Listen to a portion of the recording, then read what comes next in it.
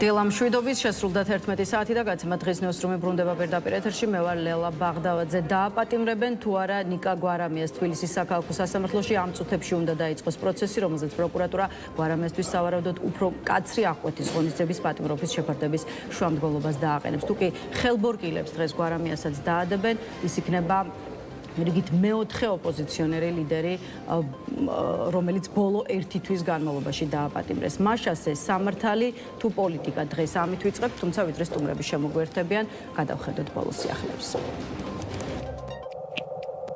თბილისის საქალაქო სასამართლოში კოალიცია ცვლილებისთვის ლიდერის ნიკა გვარამიას საქმეზე სასამართლო პროცესი იწყება. არსებული ინფორმაციით თავად გვარამია პროცესზე მისვლას არ აპირებს და არ კონკრეტდება სად იქნება ის. დღევანდელ სხდომაზე სახელმწიფო ბრალდება გვარამიასთვის შეფარდებული აღკვეთის ღონისძიების 30,000 ლარიანი გირაო სავარაუდოდ პატიმრობით შეცვლის შუამდგომლობას დააყენებს. ვინაიდან ბრალდებულმა პოლიტიკოსმა მისთვის დაკისრებული გირაო კანონით დადგენილ ვადაში არ გადაიხადა.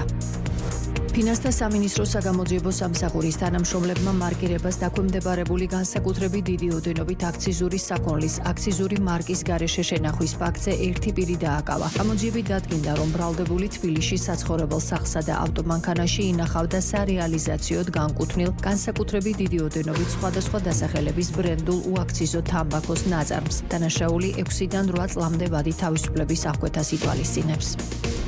ქალაქ ცაგერის და დაბა ლენტეხში წყალმომარაგების სისტემების რეაბილიტაცია აქტიურად მიმდინარეობს. პროექტი, რომელსაც ინფრასტრუქტურის სამინისტროს გაერთიანებული წყალმომარაგების კომპანია ახორციელებს, სახელმწიფო ბიუჯეტის დაფინანსებით 32 მილიონ ლარზე მეტით ფინანსდება. სამუშაოების დასრულება 2026 წლის ბოლოსთვის იგეგმება.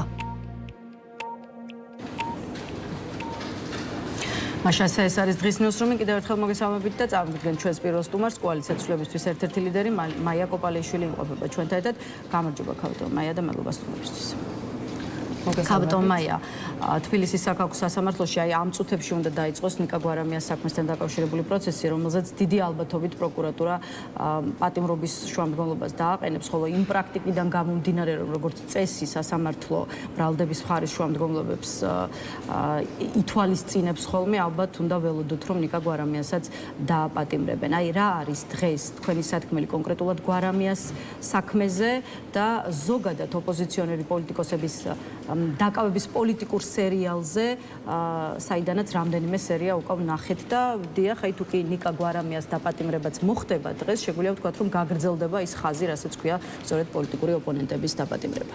მოგესალმებით, მადლობა მოწვევისათვის, მოგესალმები მაყურებელს. ნამდვილად ძალიან რთული დღეა ჩვენთვის, იმიტომ რომ ჩვენი ორი ლიდერი უკვე არის გისოსებს მიღმა და ახლა დღეს მესამე ლიდერის საქმე განიხილება. მოლოდინი გვაქვს, რა თქმა უნდა, რომ ქართული ოცნების რუსული რეჟიმი და პროკურატურა ნიკა გვარამიას დააკავებს, ასევე და მოითხოვს მის დაკავებას და ბუნებრივია არ გვაქვს ჩვენი მის მოლოდინი, რომ სასამართლო იქნება სამართლიანი და ასე შემდეგ. ამდენად ეს არის სწორედ რეჟიმის გამოვლინება. რეჟიმის მიზანია, რომ პოლიტიკური ლიდერები და პოლიტიკური ოპონენტები ყავდეს გისოსებს მიღმა და ასე ფუნქციონირებს რეჟიმი. ეს ჩვენ არ უნდა გაგვიკვირდეს და ამ რეალობას თვალი უნდა გავუსწოროთ. რამე თუ ჩვენ ძნელია ახლა ვთქვათ, რომ აი დემოკრატია და ვილაპარაკოთ სამართლის და დემოკრატიის პრინციპებიდან, მაშინ როდესაც გაფორმებულია რეჟიმი, გაფორმებული ავტოკრატიული მმართველობა, რომელიც რა თქმა უნდა ცდილობს, რომ ყველა პოლიტიკური ოპონენტი ჩამოიშოროს გზიდან იმისათვის, რომ თვითონ იყოს მუდმივად ხელისუფლებაში. ნიკა გვარამია სასამართლოში მისვლას არ აპირებს. რატომ? აი ამით რას ეუბნება ის სასამართლო და პოლიტიკურ ხელისუფლებას? დიახ, ნიკა გვარამიამ თავად განაცხადა, რომ ის არ აპირებს სასამართლოში მისვლას. ბუნებრივია თვითონ ნიკა გვარამია ახსნის ამას და ახსნა, მაგრამ აქ ჩვენ რა არ უნდა დაგვაუწყდეს ერთი რამ, რომ ჩვენ ვიცით, რომ სასამართლო არის სრულიად უზურპირებული ქართული ოცნების რუსული რეჟიმის მიერ. ამდენად სრულიად გამოცნობადია თუ როგორ მოიქცევა სასამართლო, რას მოიმოქმედებს პროკურატურა, პროკურატურისგან როგორ დაკვეთას მიიღებს. ამდენად ამ ფორმალობაში მონაწილეობას ამჯერად ნამდვილად არ აქვს აზრი და ამის გამოხატულებაა ეს.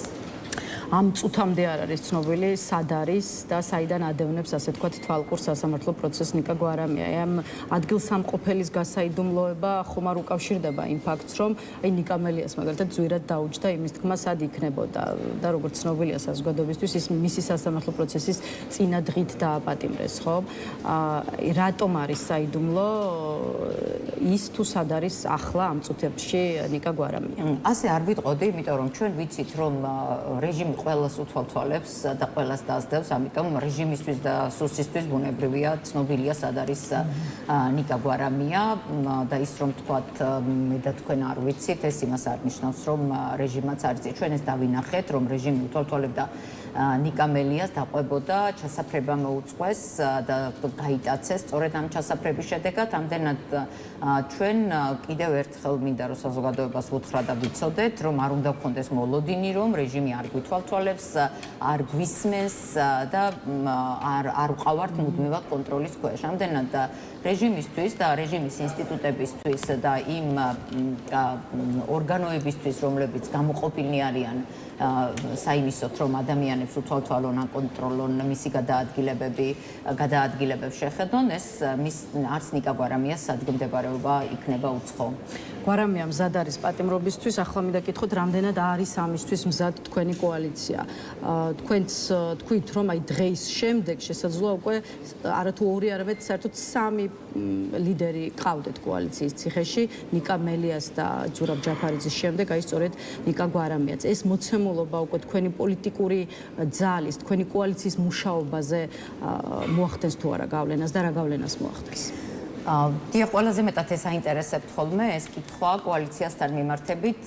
რა თქმა უნდა, ძალიან მძიმე დანაკლისია კოალიციისათვის, როდესაც მისი სამი ლიდერი იქნება გისოსებს მიღმა, მაგრამ ჩვენ უნდა შევხედოთ კოალიციას როგორც მონოლითურ გაერთიანებას. მაყურებელიც მინდა დავარწმუნო და საზოგადოება, რომ ჩვენ ვართ თანმიმდევრულები, პრინციპულები, ჩვენ რა თქმა უნდა ჩვენი ყველა ნაბიჯი და მოქმედება შეთანხმებული იქნება ჩვენს ლიდერებთან, ყველა ლიდერი გვამხნევებს, რომლებიც გისოსებს მიღმა არის და ნიკა გვარამიამაც გვამხნება, ასე რომ ჩვენ უნდა ვიცოდეთ, რომ ეს ბრძოლა მიმართული არის ქართული ოცნების რუსული რეჟიმის ჩამოსაშლელად, საიმისოთ, რომ ქართული ოცნების ხელისუფლება ეს ერთპარტიული და უზურპატიული ხელისუფლება აღარ იყოს ხელისუფლებაში, თუნდაც არალეგიტიმურში და საერთოდ არ იღებდნენ ამ არალეგიტიმურ და გაუმართლებელ და უსამართლო ნორმებს, აქედან გამომდინარე ეს არის გამართლებული ბრძოლა ჩვენი ლიდერების მხრიდან სწორედ რუსული რეჟიმის წინააღმდეგ. სხვაგვარად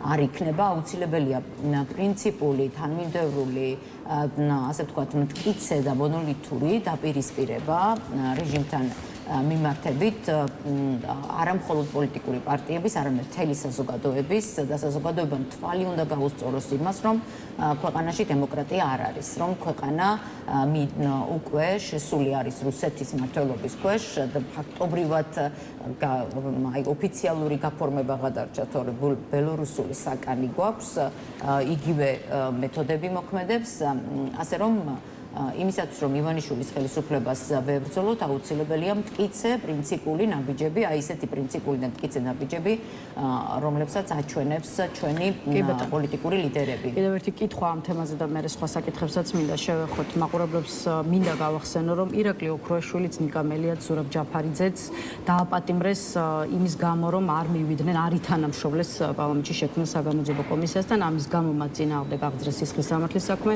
ჯერ აღკვეთის ღონისძიების სახით შეუფარდეს გირაო, ხოლო მას შემდეგ რაც ოპოზიციონერმა პოლიტიკოსებმა ვარი თქვეს ამ გირაოს გადახდაზე, უკვე პროკურატურამ მათთვის პატიმრობა მოითხოვა, რაც დაკმაყოფილდა კიდე აი ახლა დღეს უკვე იგივე გზას გადის ნიკა გვარამიაც. აი თეა წულუკიანისთვის, საგამოძიებო კომისიის სხვა წევრებისთვის თუ გაქვთ დღეს რამე სათქმელი? პირველ რიგში მინდა ვთქვა, რომ საგამოძიებო კომისია ეს არის არალეგიტიმური საგამოძიებო კომისია და ჩვენ ეს აუცილებლად უნდა აღვნიშნოთ. სამართლებრივ მე ვხედავ, რომ სამართლებრივ და ფორმალურ საფუძვლებს უკვე აზრი აღარ აქვს ქართული ოცნების რუსული რეჟიმის მმართველობის პირობებში, მაგრამ ფაქტია, რომ ეს საგამოძიებო კომისიაც ასევე კონსტიტუციის და რეგლამენტის დარღვევით არის შედგენილი.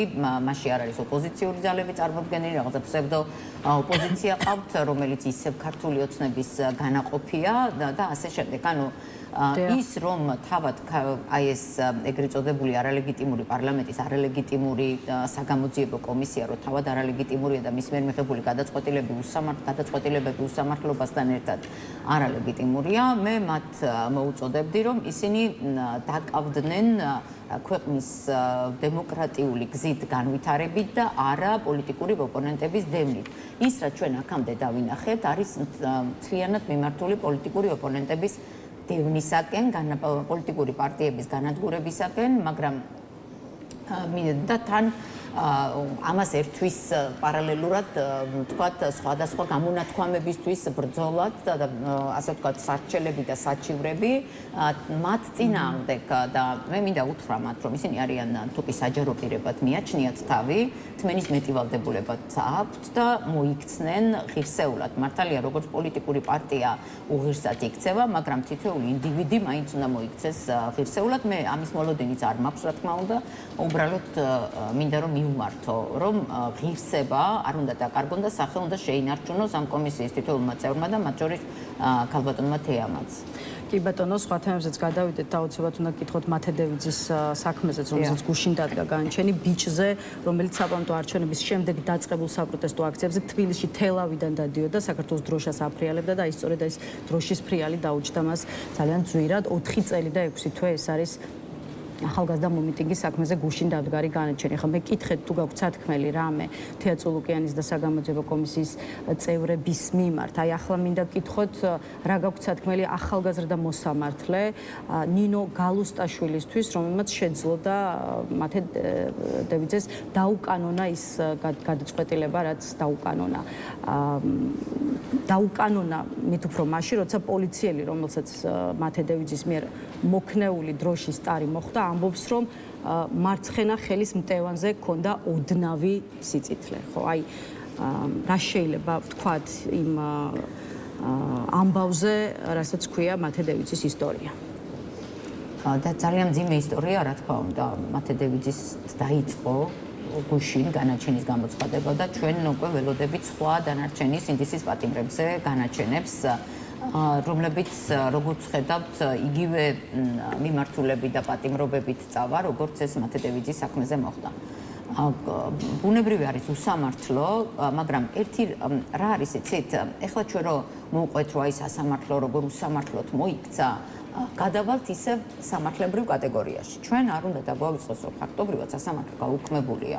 იმ საქმეებზე, სადაც პოლიტიკური სენსიტიური მომენტები არის და პოლიტიკურად არის ქართული ოცნებისთვის თემა გაშღენთილი, იქ უკვე სასამართლო აღარ არსებობს, სასამართლო არ ფუნქციონირებს, სასამართლო მთლიანად არის უზურპირებული ქართული ოცნების მიერ და ეს ახალგაზრდა მოსამართლე, რომელსაც გამოცდილებაც არ აქვს და ახალი დანიშნულია უკვე აი ასეთი საქმეებით, აი ასეთი უსამართლო საქმეებით, რომ მონათლავს თავის სამოსამართლეო საქმიანობას, ეს რა თქმა უნდა ცალკე სირცხვილია ამ მოსამართლისთვისაც და სასამართლო ხელისუფლებისთვისაც. ამდენად მე სათქმელი ამ მოსამართლის მიმართ არაფერი არ მაქვს, იმიტომ რომ აზრი არ აქვს ასეთ მოსამართლეებთან საუბარს. ისინი აუცილებლად უნდა დაექვემდებარონ ვეტინგს, როდესაც ამის მომენტი დადგება, იმიტომ რომ ასეთი მოსამართლე, რომელიც იღებს უსამართლო გადაწყვეტილებებს და ეს უსამართლო გადაწყვეტილებები ხომ ადამიანის ბედზე ასახული, არა აი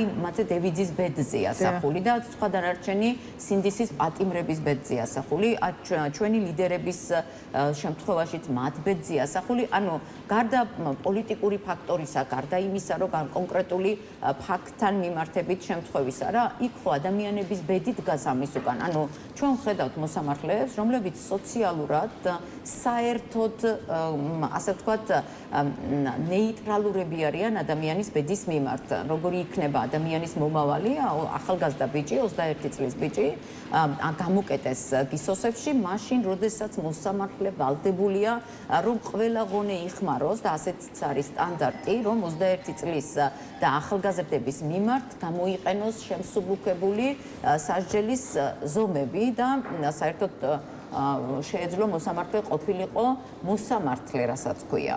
მაგრამ ჩვენ ეს ვერ დავინახეთ. არც უნდა გქონდეს მოლოდინი, საქმეც ამაშია, რომ მოსამართლე მხოლოდ იმ შემთხვევაში იქნება, ასე ვთქვათ, ბრჭყალებში სამართლიანობის ეგიდით მოქმედი, თუ კი მას ქართული ოცნება პოლიტიკურად ამას დაავალებს. ანუ თუ კი ეს ქართულ ოცნებას პოლიტიკურად აწყობს. სხვა შემთხვევაში ჩვენ არ უნდა ვქონდეს, რომ ეს მოსამართლეები მიიღებენ სამართლიან გადაწყვეტილებას. კი ბატონო. კიდევ ერთი კითხვა, სწორედ მათე დევიძის საქმის კონტექსტში, ხა პროკურატურა ამ ახალგაზრდა ბიჭს ედავებოდა დანაშაულის ჩადენას, რომელიც გულისხმობს პოლიციელზე თავდასხმას, ხო? ნუ ესეთი კვალიფიკაცია მიეცა მის მიერ მოქნეულ დროშის ტარს, რომელიც მოხვდა სამართალდამცავს ხელზე. ხა ჩანს, რომ ხელისუფლება იმ პოლიციელებს დასაცავად ძალიან ხისტი და შეუვალია და ალბათ ეს დამოკიდებულება მომავალშიც გაგრძელდება და ეს განსაკუთრებით თვალშისაცემია იმ ფონზე, როდესაც გვყავს თქვათ ათეულობით დაშავებული და დაკავებული მომიტინგე და არც ერთი თქვათ ამ ყველაფერზე პასუხისმგებელი და ამ ყველაფერში მონაწილე პოლიციელი და სამართალდამცავი. ეს ფაქტი რა დასკვნების გაკეთების საფუძველს იძლევა თავის მხრივ? დიახ, ეს კარგი კითხვაა, რამე თუ მორიგი გამოვლენაა, გარდა იმისა, რომ თანასწორობის ბალანსი ირღვევა, მორიგი გამოვლენაა იმისა, რომ იმის ნაცვლად, რომ სახელმწიფო იცავდეს მოქალაქეებს, თავად სახელმწიფო ხდება მოქალაქეების უსამართლო დასჯის მექანიზმი. ჩვენ ჯერ ერთი იქ მოხდა თუ არა კაციშვილმა არ იცის თქვათ და რამდენად რა იყო და ფაქტი თავისთავად ცალკე აღებული არაფერს არ გვაძლევს, როდესაც სასამართლო ვერ ახდენს კონკრეტული ფაქტის სწორად შეფასებას და კონკრეტული სამართლებრივი ნორმის სწორ განმარტებას. ამავდროულად ჩვენ ვხედავთ, რომ უამრავი მოქალაქე არის არა მხოლოდ ის, რომ პატიმრობაში არიან უსამართლოდ ეხლა გაშვებული ჩვენი სინდისის პატიმრები, არამედ არიან ადამიანები, რომლებმაც დაზიანებები მიიღეს, დასახი იჭრნენ, ჟურნალისტები ყავს ასეთი, ხო, სიცოცხლე რო ძლივს გადაურჩნენ ფატალურ შედეგს. მიუხედავად ამისა, ერთი ადამიანიც კი არ არის დასჯილი. ამიტომ ის, რომ ხელისუფლება, ეგრეთ წოდებული ქართული ოცნების ხელისუფლება, რომ ცდილობს, რომ დაიცვას სამართალდამცავები, რეალურად ეს სამართალდამცავების დაცვა კი არ არის. იმიტომ რომ სამართალდამცავი მართლაც დაცული უნდა იყოს, როდესაც მასზე ხდება უსამართლო ძალადობა. რეალურად ეს სამართალდამცავები ასრულებენ სწორედ აი ამ რუსული რეჟიმის დაკვეთას და აი ამ რუსული რეჟიმის დამკვეთებს იცავს ქართული ოცნება და არა იმას, რომ სამართალდამცავებს იცავს. სამართალდამცავების დაცვა რო იყოს მისი მიზანი, მაშინ განსხვავებულად მოიქცეოდა სამართალდამცავებს არ ჩააყენებდა ამ მდგომარეობაში, რომ მუდმივად მათ უწევთ პროტესტის პირისპირ დგომა, მუდმივად უწევთ საკუთარ მოქალაქეებთან დაპირისპირება, რომლებიც იბრძვიან სამართლიანობისთვის.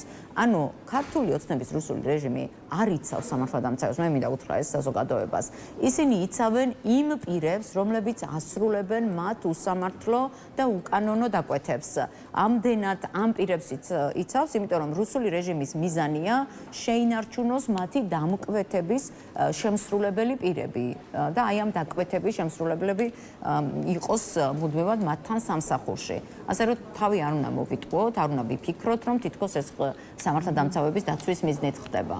კი ბატონო, კიდევ ერთი რაზეც მინდა გითხოთ, Facebook პოსტებზე შეტევა და ამ თემაზეც გაგვიზიარეთ თქვენი შეფასება ვიდრე დაგემშვიდობებით. ხო, აი რას ფიქრობთ ჟურნალისტების, სამოქალაქო აქტივისტების, მათ შორის პოლიტიკოსების წინააღმდეგ შედგენილ საჩივრებზე და პოლიტიკური თანამდებობის პირების შეურაცხყოფის აღკვეთის პროცესში შინაგან საქმეთა სამინისტროს პოლიციის და ისევ და ისევ სასამართლოს ჩართვაზე და აქვე აი სიტყვა მონაა განსაკუთრებით მიუღებელი ქართული ოცნებისთვის. რამდენად არის ეს სიტყვა, რომელიც არ ღვევს, რა ვიცი, შესაბამის სტანდარტებს და იმ რაღაცა ნორმებს, რის ფარგლებშიც უნდა ვსაუბრობდეთ პოლიტიკური თანამდებობის პირების მისამართით.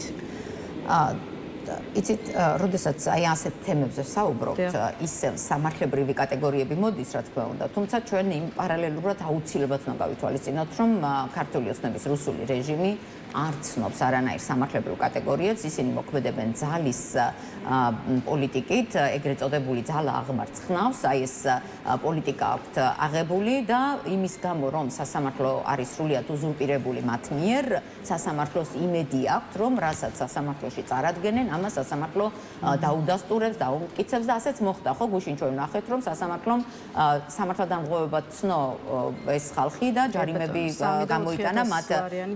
ანუ ის რომ სამართლებრივად რო შევხედოთ ახლა ჩვენ და სტანდარტებით რო შევხედოთ ამას, ეს არის გამოხატვის თავისუფლების ფარგლებში, ეს არის შეფასებითი მსჯელობა, ნებისმიერი ასეთი და ასე ვთქვათ, როდესაც ასეთი სახელდება ხდება, თან არ უნდა დაგვავიწყოს, რომ საუბარი არის საჯარო პირებზე და საჯარო პირების მიმართ, იმ პირების მიმართ, რომლებიც პოზიციონირებენ როგორც საჯარო საზოგადოებაში, მანდა მაინც პოლიტიკოსი კი არა, თუნდაც ნებისმიერი, აი მაგალითად ჟურნალისტი, რომელიც საჯაროდ პოზიციონირებს, აი ასეთი პირების მიმართ და პოლიტიკოსების მიმართ ზღვარი გამოხატვის არის უფრო ფართო, ვიდრე ჩვეულებრივი მოქალაქის მიმართ. ამდენად საჯარო პირებს აქვს მეტითმენის ვალდებულება, რაც არ უნდა მიუღებელი იყოს მათთვის ასეთი კომენტარი, ასეთი შეფასება. თან ეს არის შეფასებითი მსჯელობა და არის დაცული გამოხატვის თავისუფლების ფარგლებით. რამდენად უნდა იყოს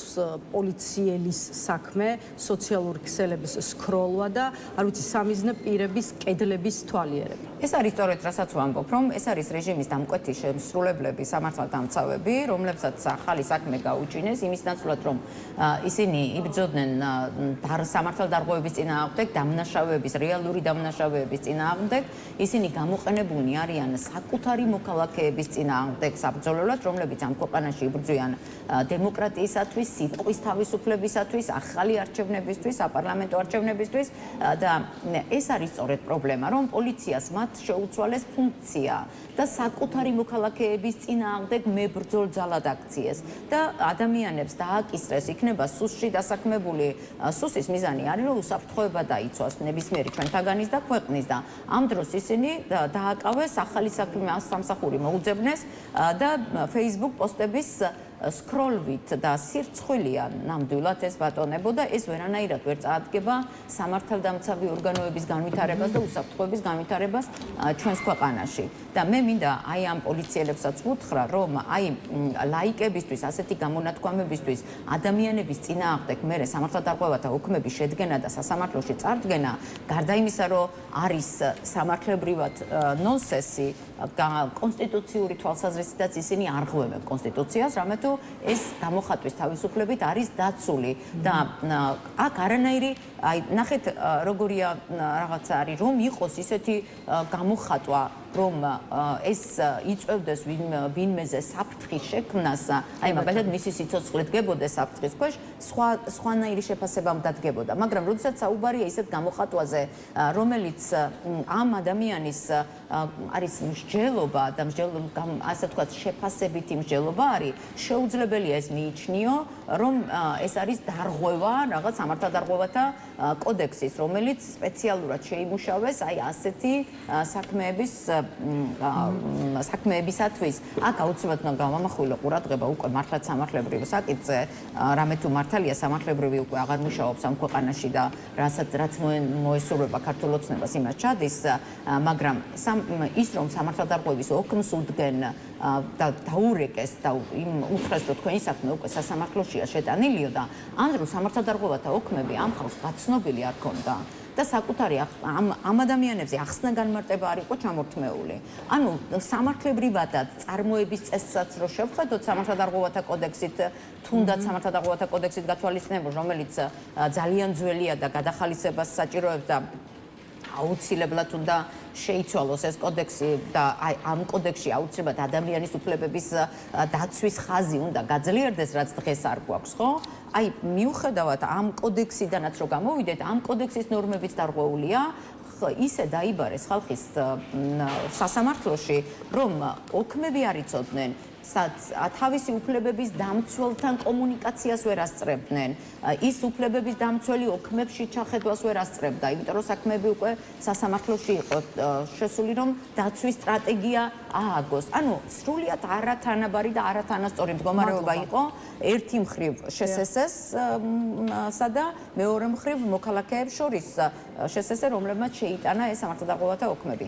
ანუ ჩვენ ვხედავთ, რომ აი სწორედ მეტი რა უნდა ვთქვათ ახლა, რომ აი რა რითი უნდა დავარწმუნოთ მეტი საზოგადოება, რატო ვამბობ ჩვენ, რომ აუცილებელი არის მეტი სიმტკიცე და მეტი წინააღმდეგობა ქართული ოცნების წინააღმდეგ. იმიტომ რომ რასაც აკეთებენ, არსად სამართლებრივი, აი ფორმალურადაც კი სამართლებრივი ხაზი დაცული არ არის. ყველგან ჩანს ავტორიტარიზმი, ყველგან ჩანს ძალის პოლიტიკა, ყველგან ჩანს, რომ ხელისუფლება აი მთლიანად არის ქართული ოცნების რუსული რეჟიმის ქვეშ უზურპირებული, ფაქტობრივად სახელმწიფო ხელისუფლება როგორც ასეთი არ გვაქვს, იმიტომ რომ ხელისუფლების ყველა შტო არის უზურპირებული და მუშაობს ერთი მიზნით, რომ ქართული ოცნება იყოს მუდმივად ხელისუფლებაში და მუშაობს იმისთვის, რომ ებრძოლონ საკუთარ მოქალაქეებს, რომ ამ ქვეყანაში არ იყოს სიტყვის თავისუფლება, არ იყოს გამოხატვის თავისუფლება, რომ ამ ქვეყანაში იყოს ბელორუსიზაცია, მაგრამ მე მინდა ვუთხრა ქართულ ოცნებას და ბატონ ივანიშვილსა და ყველა იმ პირს, რომლებიც ქართული ოცნების სახელით პოზიციონირებს და ყოველდღე რაღაცა განცხადებებით გველაპარაკება, რომ ქართული ოცნება აუცილებლად ჩამოიშლება თქვენი დაწყებულია და ამ ქვეყანაში აუცილებლად იქნება დემოკრატია და ეს ქვეყანა აუცილებლად დაუბრუნდება ევროპული განვითარების ორბიტას. მადლობა ქალბატონ მაია იმისთვის რომ იყავით ჩვენი სტუმარი, ვემშვიდობებით მაია კოპალეიშვილს, თუმცა ახლა ვიდრე რეკლამაზე გავალთ ისევ ნიკა გვარამია და მოდით ჩვენი ჟურნალისტი სალომე ჯაფარიძე ჩავთოთ პირდაპირ ეთერში, ის ნიკა გვარამიას პარტიის ოფისში იმყოფება, შესაბამისად გვეტყვის რა ხდება ახლა ადგილზე. სალომე, დილამშვიდობის და აქვე გითხავთ ნიკა გვარამია დღეს სასამართლო პროცესზე არ მისულა, შესაბამისად ისმის კითხვა სად არის ის, რამდენად იმყოფება პარტიის ოფისში და ზოგადად რა სიტუაცია ახლა თქვენთან, როცა სასამართლოს გაწყვეტილების მოლოდინში იმყოფებიან კოალიცია ცვლილებებისთვის წარმომადგენლები. ნამდვილად ერთ-ერთი ყველაზე ლეგიტიმური და ხშირად დასმული კითხვაა დღეს, სად არის ნიკა გვარამია და როგორ და რა ფორმით მოხდება მისი დაკავება, სად დაადებს შინაგან საქმეთა სამინისტრო ბორკილებს კოალიცია ცვლილებების უკვე მესამე ლიდერს. ამ შემთხვევაში ეჭვები პრინციპში აღარ არსებობს იმასთან დაკავშირებით, რომ დააკავებენ გვარამიას, რადგან სულ რამდენიმე წუთის წინ უკვე ცნობილი გახდა, რომ ბრალდების მხარემ პატიმრობა წარადგინა შუამდგომლობად, რაც იმას ნიშნავს, რომ თუ გავითვალისწინებთ გასულ სასამართლო პროცესებს, დღეს მოსამართლე გამოიტანს გადაწყვეტილებას, რომ გვარამია დააპატიმროს. აქვე უნდა ვთქვათ ისიც, რომ რეალურად პარტიის ოფისში იყო მოლოდინი იმის თაობაზე, რომ შესაძლებელი იყო სწორედ აქ მოსულიყო ნიკა გვარამია, თუმცა ვხედავთ, რომ გვარამია აქ არ იმყოფებიან მხოლოდ და მხოლოდ მისი პარტიის წევრები. მოდით ჩავიდეთ ქვემოთ, რადგან როგორც ჩვენ მოვისმინეთ პარტიის წევრებისგან, აქ არ მოხდებოდა ეგრეთ წოდებული გამაგრება 2021 წლის ნიკა მელიას დაკავების სცენარის გამეორება, ერთადერთი რაც თქვეს პარტიის წევრებმა არის ის, რომ ახლა ყველაზე მნიშვნელოვანია კვლავ დღის წესრიგში იყოს მთავარი მოთხოვნები და ამ შემთხვევაში მოხდეს ერთგვარად პროცესების თანმიმდევრულად განვითარება. მთავარი რასაც ამბობენ არის ის, რომ გვარამია სასამართლო პროცესზე არ გამოცხადების მიზეზი არ არის ის, რომ ის ემალება დაუშვათ შინაგან საქმეთა სამინისტროს ან რაიმე სახის პერფორმანსს აპირებს. მთავარი მიზანი ამბობენ, რომ არის ამ შემთხვევაში უნდობლობა სასამართლო სისტემის მიმართ და აქ არიან შეკრებილები, როგორც ხედავთ, ადევნებენ თვალს პროცესების პარალელურად და მოდი გადავალ თენგო თევზაძესთან. თენგო პირდაპირ ეთერში ვართ პირველ რიგში. მოკლედ შეიკრიბეთ უკვე პარტიის წარმომადგენლები, რას ელოდებით? უკვე დააყენა ბრალდების მხარემ შუამდგომლობა, რომ ნიკა გვარამია დააპატიმროს. ჩვენ ველოდებით იმას, რასაც ველოდებოდით აქამდე. ერთი რაც თან ნიკამაც თქვა და ჩვენც უერთდებით, უკან დასახევი გზა არ არის, მას შემდეგ რაც ნიკა გვარამია, ნიკა მელია ზურა ჯაფარიძე არიან და იქნება ნიკაც ციხეში, როგორც ჩანს, იმიტომ რომ შუამდგომლობა დააყენა. პროკურატურამ უკან დასახევი გზა არ არის და ბრძოლა იქნება. ჩვენ ვიცით რა არის ჩვენი ამოცანა. ჩვენი ამოცანა არის ის, რასაც ითხოვს ქართული ხალხი და ქართული პროტესტი. ეს არის ახალი საპარლამენტო არჩევნების სამართლიანი საარჩევნო გარემოთი და ყველა პოლიტპატრონის ღირსეული განთავისუფლება, მათ შორის პოლიტიკური ლიდერების. ბრძოლა გაგრძელდება ჩვენს გამარჯვებამდე. გარდაუვალია, რომ ჩვენ გამარჯვებას ვერ მივახციოთ, გარდაუვალია, რომ ეს წინააღმდეგობა რაც დღეს რუსული რეჟიმის წინააღმდეგ გვაქვს შეურიგებელი და არათანამშრომლობრივი, აუცილებლად ჩვენი გამარჯვებით დასრულდება და მე ღრმად ვარ დარწმუნებული, რომ მალე ყველა პოლიტპატიმრები იქნება თავისუფლებას, ვინაიდან სხვა ამოცანა და სხვა მიზანი ჩვენ არ გვაქვს. კარგი და ბოლო კითხვას დაგისვამთ. ნიკა გვარამია არ იმყოფება სასამართლო პროცესზე, მიზეზი არის უნდობლობა სასამართლო სისტემის მიმართ, თუმცა თუ კი დადგება ის განაჩენი, რასაც ელოდებით, რას აპირებს, რა ინფორმაცია გაქვთ თქვენ ნიკა გვარამია, როგორც ვთქვით, ის წინააღმდეგობას ყოველ შემთხვევაში არ აანონსებს. ნიკამ გუშინ კაფიოდ თქვა, რომ პირველ რიგში ის არ აპირებს სასამართლოზე მისვლას და არც მივიდა, ვინაიდან ჩვენ არ თანამშრომლობთ იმ, ასე ვთქვათ, შოუსთან, რომელსაც სასამართლოში ქართული ოცნება აკეთებს, ასევე ნიკამ თქვა, რომ ის იმ ემოციური ფონის გათვალისწინებით, რა ემოციური ფონიც არის ზოგადად ჩვენი პარტიის ლიდერების დაკავებასთან დაკავშირებით, ამ ემოციური ფონის გათვალისწინებით ის არ აპირებდა რაღაც ოფისში გამაგრებას ან სხვა პარტიის წევრებთან და ლიდერებთან ერთად ყოფნას. აქედან გამომდინარე, მას აქვს მიღებული გადაწყვეტილება და ეს მიღებული გადაწყვეტილება მალე ალბათ ცნობილიც გახდება, ვინაიდან რაიმე ხელი არ შეუშალოთ იმ მიზანს და ამოცანას, რაც მას აქვს. ის ღირსეულად იღებს იმ უსამართლო გადაწყვეტილებას, რაც როგორც სამართლებრივად, ასევე პოლიტიკურად ქართულმა ოცნებამ მიიღო და ის უსამართლობა, რასაც ქართული ოცნება აკეთებს და ახორციელებს, ვერანაირ შედეგს ვერ მიიღებს. ბრაზი და პროტესტი კიდევ უფრო ძლიერი იქნება, მე ამაში ვარ დარწმუნებული. მადლობა, უსმენი თენგო თევზაძეს. ნიკასთანაც გადავალ ფარულავასთან. ნიკა, გამორიცხავთ, რომ გვარამია მივიდეს სასამართლო გადაწყვეტილების შემდეგ თავად სასამართლო დარბაზში და იქიდან მოხდეს მის დაკავება, თუ რა გეგმა აქვს მოკლედ პარტიას, გვარამიას და მოკლედ გამორიცხული არაფერი არ არის და ანუ რა გადაწყვეტილებას მიიღებს, ეს არის მისი პირადი გადაწყვეტილება, როგორ შეხვდება ამბავს, ხადია გუნდთან შეთანხმებული. აქ პირველად მთავარი არის ის, რას ვაპირებთ ყველა ერთად, აქვს მნიშვნელობა პარტიას, კოალიციას, პარტიის წევრებს და ასე შემდეგ. სინამდვილეში რაც უნდა გვახსოვდეს არის ის, რომ ვერანაირად ვერ იქნება და ვერანაირი გამართლება ვერ იქნება იმას, რომ ადამიანები 50-ზე მეტი პატიმარი არსებობდეს, მათ თავისუფლებას ითხოვდეს სრულად ცივილიზებული სამყარო, ყველა ერთად აღდებოდეს იმაზე, რომ ისინი არიან პოლიტიკური პატიმრები, მათ შორის მეგობარ აქტში შევიდა ეს ცვლილება და გაჩნდა მსგავსი ჩანაწერი პოლიტიკური პატიმრების თავისუფლების შესახებ და რაც ყველაზე მნიშვნელოვანი, რაც უნდა გვახსოვდეს, სინამდვილეში თითოეული ის ნაბიჯი, რომელსაც ყველა პოლიტიკური პატიმარი და განსაკუთრებით ის ადამიანები, რომელსაც არანაირი შემხებლობა არ ჰქონიათ პოლიტიკასთან არასდროს, გვაჩვენებენ გაუტეხლობის, სიმამაცის, თავდადების მაგალითს და სწორედ ამაზე უნდა დაშენდეს ჩვენი თითოეული მოქმედება სამომავლოდ. უნდა დაშენდეს იმაზე, რას ტკივა და რა აწუხებს რეჟიმს ყველაზე მეტად. რეჟიმს კი როგორც ნახეთ აწუხებს ის, რაც ხდება მათ შორის მედიაში, რაც ხდება საქართველოს ქუჩებში, ანუ არაღიარების დღიშუქზე გამოტანა, მათთვის ხელის არ ჩამორთმევა და აქედან გამომდინარე უნდა მივიმოქმედოთ ყველა დონეზე. იქნება ეს ადგილობრივი თვითმმართველობის არჩევნებთან დაკავშირებული საკითხი, თუ სხვა ნებისმიერი, როგორც ვიმოქმედეთ აქამდე და არ მივერცით არანაირი ლეგიტიმაცია. ლეგიტიმაციის საფუძველიც კი, რო აი ესე ითქვა და პროპაგანდისტულად გამოეყენებინათ, ასე უნდა გაგრძელდეს მომავალშიც. წინააღმდეგ შემთხვევაში სხვა ყველა ნაბიჯი ხელს შეუწყობს ვითარების ნორმალიზებას.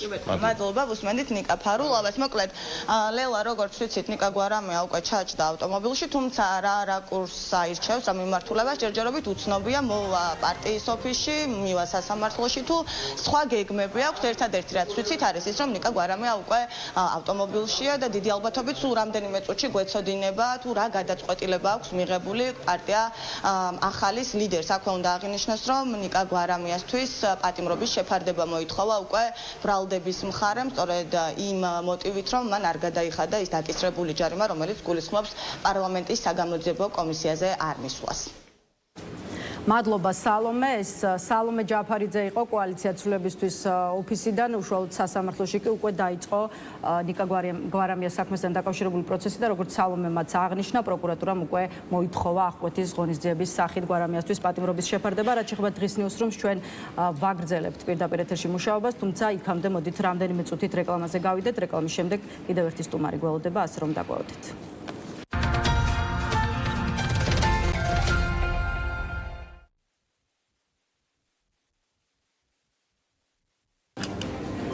მაშასე რეკლამის შემდეგ ვაგრძელებთ პირდაპირ ეთერში მუშაობას. გვერდება ჩვენი კიდევ ერთი სტუმარი, ორგანიზაცია პრევენცია პროგრესისთვის თავმჯდომარე დატო ქელბაქიანია ჩვენთან ერთად. გამარჯობა ბატონო დატო და მადლობა რომ შემოგვერთით. ბატონო დატო, ვიწყებთ ნიკა გვარამიას საქმით, რასთან დაკავშირებული პროცესიც უკვე დაიწყო თბილისის საქალაქო სასამართლოში. მაყურებლებს რომ გავახსენოთ, გვარამიამ საგამოძიებო კომისიასთან თანამშრომლობაზე უარის თქმის გამო დაკისრებული გირაო არ გადაიხადა, რის გამოც აი პროკურატურამ დღეს უკვე მისთვის უფრო მკაცრი აღკვეთის ღონისძიების პატიმრობის შეფარდების გაწყვეტილება გადაწყვეტილება შუამდგომლობა დააყენა და თუ კი სასამართლო ამ გადაწყვეტილებას დააკმაყოფილებს და გვარამიას დააპატიმრებენ, ის უკვე იქნება ბოლო 1 თვის განმავლობაში დაპატიმრებული რიგით მეოთხე ოპოზიციონერი პოლიტიკოსი.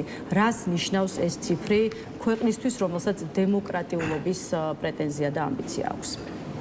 მოგესალმებით, მივესალმებით თქვენს მაყურებელს, მენელებს. მე დაწესება შევიდა ეს არის არალეგიტიმური პარლამენტის, არალეგიტიმური საგამოძიებო კომისიაში მის პლაზე უარის თქმის გამოხდება ეს დევნა. ეს არის ერთიანი ნაწილი ამ რეჟიმის რეპრესიული სისტემის. თქვენც უკვე ძალიან ბევრი პოლიტიკური პატიმარი გვყავს, ამას უკვე შეემატნენ პოლიტიკოსები, მანამდე ზურა ჯაფარიძე, ნიკა მელია და დღეს სამწუხაროდ დიდი ალბათობით ნიკა გვარამიასაც შეუფარდებენ ახკვეთი ღონისძიების სახით პატიმრობას. ეს ერთიანი რეპრესიული სისტემის ნაწილია, თუმცა ასევე არ შეიძლება ვთქვა, რომ დასაფასებელია იმ ადამიანების, მათ შორის სამოქალაქო აქტივისტების, პოლიტიკოსების ის გაბედული ნაბიჯები, როდესაც არ მიდიან ამ რეჟიმთან კომპრომისზე, არ მიდიან ამ რეჟიმთან თანამშრომლობაზე და ესეთი ტიპის გადაწყვეტილებებს იღებენ.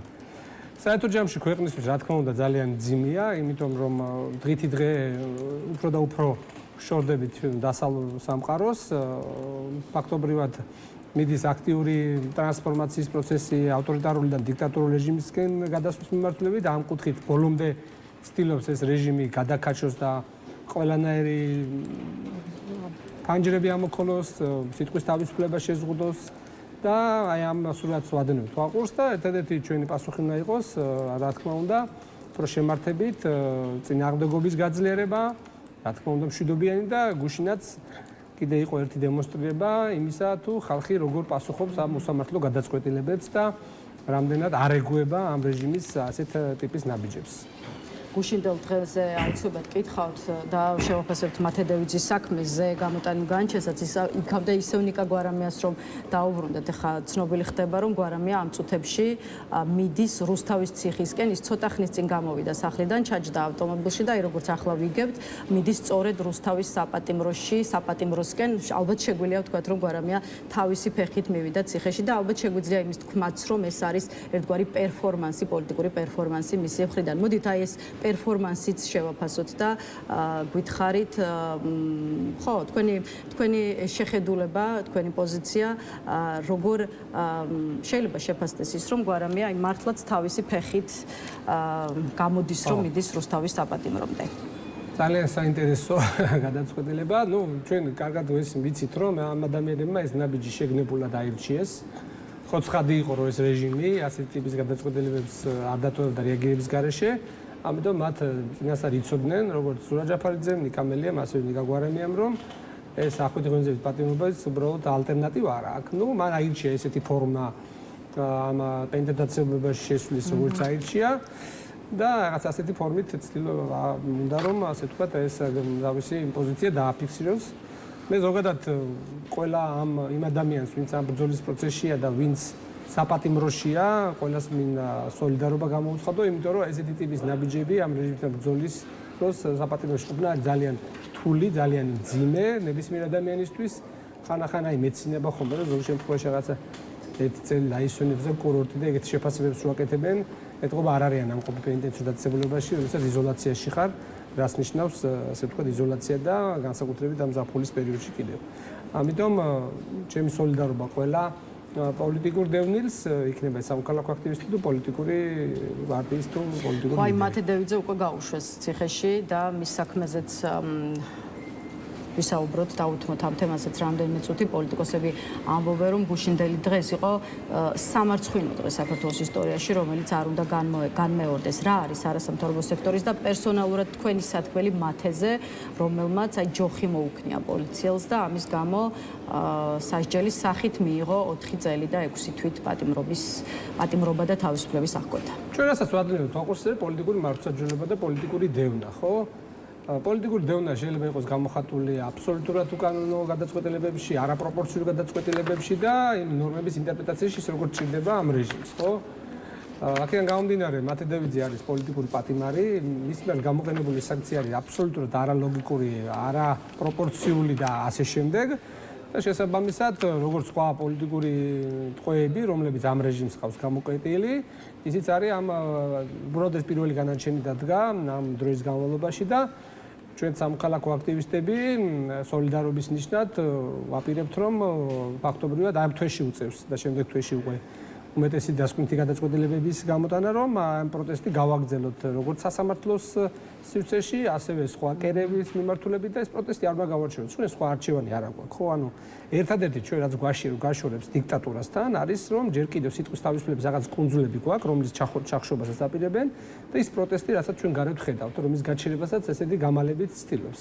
ეს ჩვენების სისტემაზე მინდა ჩაგეკითხოთ, მართლა ჩდება კითხვა, არ ვიცი, ჩვენს ქვეყანაში რანაირი ასე ვთქვათ, სამართალი გვაქვს. მუდმივად გვესმის შეფასებები, რომ აი სამართლებრივი პროცესები, რაც ქვეყანაში მიმდინარეობს, არის კარიკატურული. აი რა მიიყვანა მოსამართლის მანტიაში გამოწყობილი ადამიანები აქამდე. აი ისევ და ისევ პრობლემის სათავე რა არის?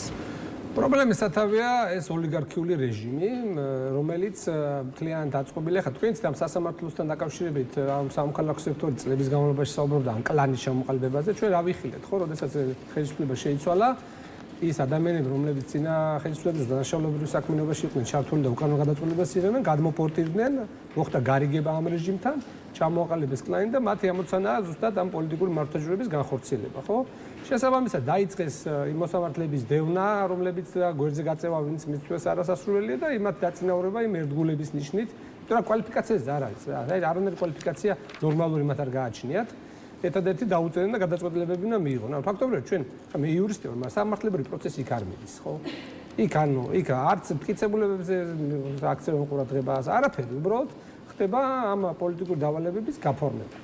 მაგრამ ყველაზე იცნობილი ის არის, რომ ამ ხალხს რატო აქვს იმედი, რომ პასუხისმგებლობას გაიქცევენ, მე არ მესმის, იმიტომ რომ მუდმივად ესე იყო ხოლმე და ცოტა გაოცებას იწვევს, რომ ძალიან კაი გამოთქმაა, ხო, დრონი მეფობენ და შეიძლება ეს რეჟიმი და ეს ხალხი პასუხისმგებლობას ვერ გაიქცევა და პირველ რიგში აი ამ სასამართლო და მართლმსაჯულების მოხელებით უნდა დაიწყოს მათი პასუხისმგებაში მიცემა, იმიტომ რომ ისინი არიან დანაშაულებრივი სისტემის უმნიშვნელოვანესი აქტორები და ხო არავინ აძალებს, ხო, მათ ამების კეთებას. მაგრამ ნუ ზუსტად რაღაცა კორუფციული ინტერესებით, რაღაცებს გადაუფორმებენ, ზოგ შემთხვევაში კომპრომატები, წარსულში ჩადენილი ამ გადაცემებით ყავთ ეს რეჟიმი დაჭერილი და აკეთებინებენ ამ დანაშაულებას, მაგრამ უმეტეს შემთხვევაში ეს მათი პირადი არჩევანია და ამის სასარგებლოდ უამრავი მასალა გვაქვს ჩვენ ამ კორუფციასთან დაკავშირებით, როცა ვიკვლევთ, რომ იქ სასახლეებს იშენებენ, იქ რაღაცა უკანონოდ რაღაც საჩუქრებს იღებენ, უამრავი, ანუ ეს აბსოლუტურად კორუმპირებული და გახსნილი სისტემა, რომელიც არის პირდაპირ მიმმული ამ ოლიგარქიულ სისტემას და ზუსტად იღებენ იმ გადაწყვეტილებებს. ამიტომ ამას არანაირი კავშირი არ აქვს მართლმსაჯულებასთან. არანაირი კავშირი არ აქვს. უბრალოდ ის შენობაა, თორე ის ეხა ხანდახან რო შედიხარ ამ პროცესზე, ხა იურისტს კიდე კარგად ესმის, რომ რამხელა ფარსია. აი რამხელა ფარსია, რომ არაფერი არ აქვს მიახლოებით იქით ამ ლოგიკურ რაღაცა სამართლებრივ პროცესს. სამართალ დარღვევებს თუ ხედავთ აი Facebook პოსტებში და ბარემ ამ თემაზეც კითხავთ, რადგან მაქვს ამის შესაძლებლობა. ხო, ანუ პოლიტიკური თანამდებობის პირების შეურაცხყოფას მაგალითად. და ხო, აი ამ თვალსაზრისით დაფიქსირებულ ადმინისტრაციულ სამართალ დარღვევას, იმიტომ რომ აი ეს არის ერთ-ერთი მიმართულება, რა კუთხითაც ასე თქვა, ჩივის ქართული ოცნება და თქვენ იცით, რომ ჟურნალისტები არასამთავრობო სექტორის წარმომადგენლები, პოლიტიკოსები დაიბარეს სწორედ ქართული ოცნების მიერ შინაგან საქმეთა სამინისტროში შეტანილი საჩივრის საფუძველზე გასული დღეების გუშინ, მათ შორის დღეს თბილისის საქალაქო სასამართლოში. აი ეს თემაც რომ შევაფასოთ, ზიზღის და სიძულვილის შემცირების მიზეზით ხსნით ამ გადაწყვეტილებას ქართული ოცნება და ამბობს, რომ მოქალაქეებმა კულტურა და ზრდილობა უნდა ისწავლონ და კულტურას და ზრდილობას უნდა მიეჩვინონ. აი რა შედეგები შეიძლება მოჰყვეს ოცნების მცდელობას ადამიანებს ასწავლოს კულტურა და ზრდილობა. ყველა ავტორიტარული დიქტატურული რეჟიმი აი ამ მოტივებით ხსნიდა თავისუფალი სიტყვის შეზღუდვას.